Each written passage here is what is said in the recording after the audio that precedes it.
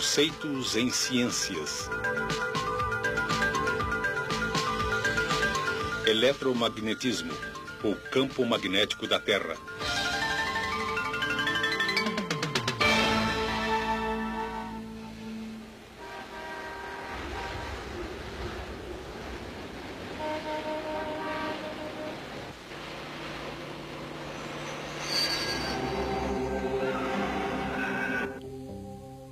Neutralizando todos os campos magnéticos, seres de outros planetas poderiam parar toda uma cidade. Atualmente, porém, isso é só ficção científica. Mas em que a vida seria diferente se os princípios do magnetismo não tivessem sido descobertos? É certo que carros, como os que conhecemos, não existiriam. Não existiria o motor de partida, nem faróis. E, mais importante, nem o rádio. Não existiriam lâmpadas elétricas e nada que funciona com a energia de usinas convencionais. Sem elevadores, só os mais preparados poderiam morar acima do terceiro andar e não existiriam arranha-céus. Sorte nossa que o magnetismo foi descoberto. Já em 550 a.C., os gregos sabiam que o mineral que ocorria naturalmente, denominado magnetita, tinha uma misteriosa atração pelo ferro. O mineral recebeu o nome magnetita porque foi encontrado originalmente perto de Magnésia, na Turquia. Em 1050 d.C., já se sabia que um pedaço de magnetita suspenso no centro gira gradualmente até apontar na direção norte-sul.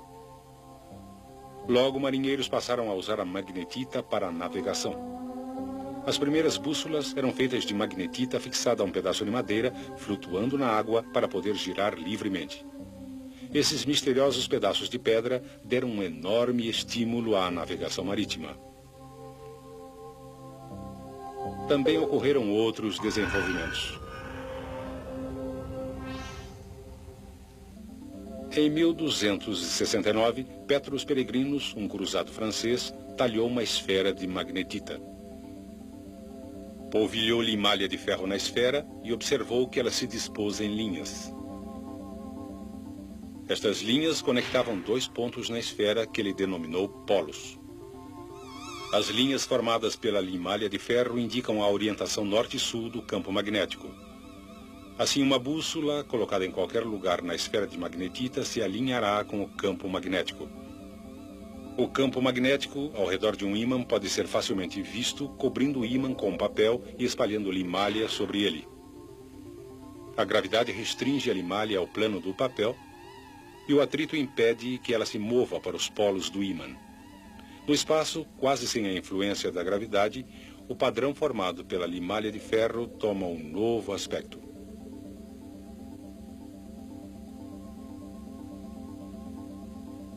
A verdadeira natureza tridimensional do campo se torna claramente evidente.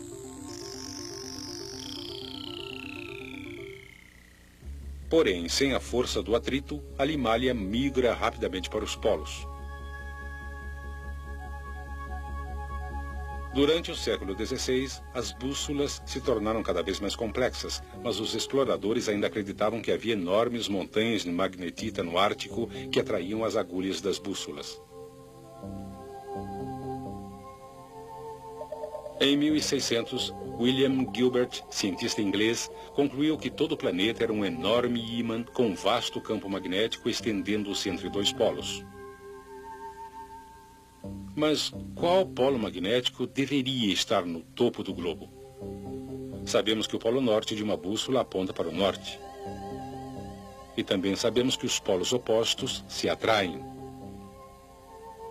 Portanto, como o polo magnético no Ártico atrai o polo norte de um ímã, o polo ártico deve ser de fato um polo sul. E o polo magnético antártico, um polo norte.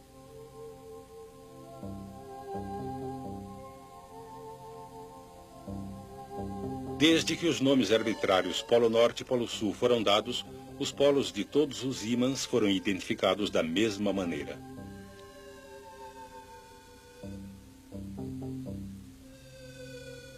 Por esse motivo, o polo ártico da Terra é considerado o polo sul de um ímã. Em outras experiências, Gilbert aqueceu um ímã até ficar vermelho e descobriu que ele perdeu suas propriedades magnéticas. Com seu núcleo fundido, o interior da Terra também é extremamente quente e, portanto, sabemos que ele não funciona como um grande ímã. Mas sabemos que os polos magnéticos certamente existem. Diz uma teoria que é o núcleo de ferro líquido eletricamente condutor que gira em relação ao manto, que causa o campo magnético norte e sul da Terra.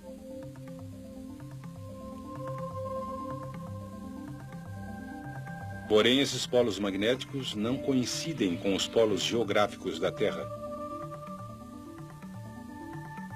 Os polos geográficos são simplesmente as duas extremidades do eixo ao redor do qual a Terra gira e não são diretamente relacionados aos polos magnéticos.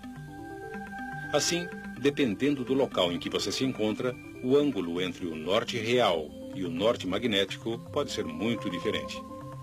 Por exemplo, se você vive em Eureka, no noroeste do Canadá, o ângulo entre o norte verdadeiro e o norte magnético é de 98 graus.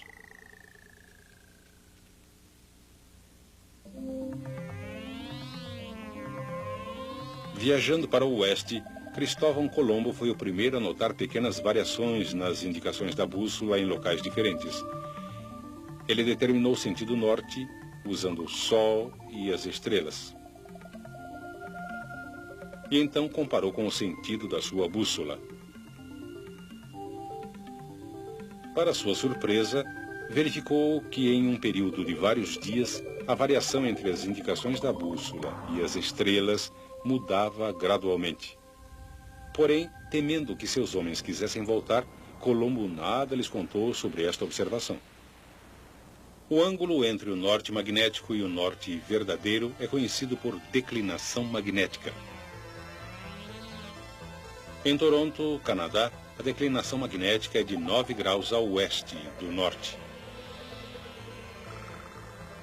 Em Churchill, também no Canadá, a declinação é de 0 graus, porque uma linha que passa através do polo magnético e do polo geográfico também passa através de Churchill.